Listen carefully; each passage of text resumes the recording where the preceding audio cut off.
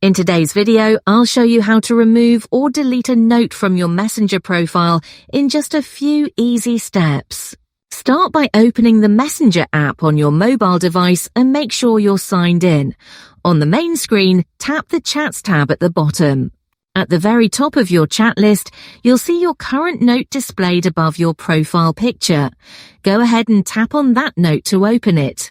Once you're on the note preview screen, look to the top right corner and tap on the three-dot menu icon. A small menu will pop up with a few options. From here, tap on Delete and confirm if needed. Your note will be removed instantly and will no longer be visible to your friends. That's all it takes to delete a Messenger note and clear your profile status. Thanks for watching.